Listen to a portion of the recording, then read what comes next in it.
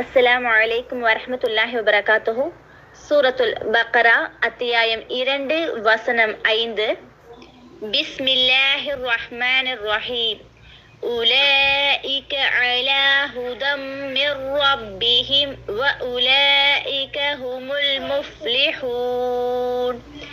உலாயிக அவர்கள், அலா அவர்கள் அப்படின்னு சொன்னா இந்த இடத்துல அல்லாஹ் யார சொல்லி காட்டுறான்னா, ஹுதல்லில் முத்தகீன் இறைச்சவாதிகளுக்கு நேர்வழி காட்டும் வருது இல்லையா, அந்த இறைச்சவாதிகள் அவர்கள இருந்து அவர்களுடைய பண்புகளாக வரக்கூடிய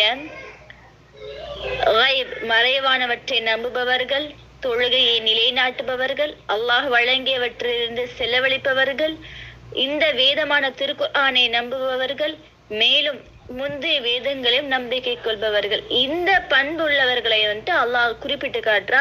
உலாயிக்க அவர்கள், அலா ஹுதன், ஹுதன் அலானா மீது, அல்லது அதிலே அந்த இடத்துல மீதுங்கிற அர்த்தம் தான் பெரும்பாலும் அலாவுக்கு வரும். ஹுதன், ஹுதன்னா நேர்வழி. நம்ம ஏற்கனவே பார்த்திருக்கோம் ஹுதன் அப்படிங்கிற வார்த்தைக்கு நேர்வழி. யாருடைய நேர்வழி? மின், மின்னா ஃப்ரம், இவங்க கிட்ட இருந்து வந்த அப்படின்னு அர்த்தம். ஓகேவா? இருந்து, மின்னா இருந்து.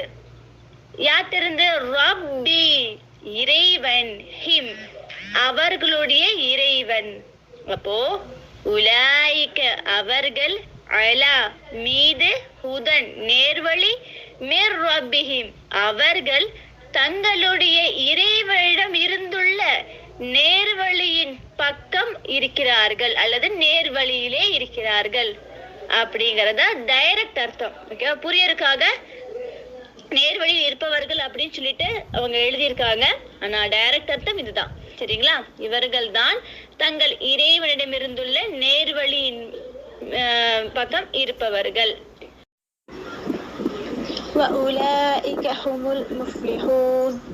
இன்னும் உலாயிக அவர்கள், ஹும்னாலும் அவர்கள் தான், உலாயிகனாலும் அவர்கள் தான். இப்போ 2 அவர்கள் இருக்கிறதுனால அவர்கள் தான் முஃப்லிஹூன் வெற்றியாளர்கள், இன்னும் அவர்கள் தான் வெற்றியாளர்கள். அஸ்ஸலாமு அலைக்கும் வரஹ்மத்துல்லாஹி வபரகாத்துஹு.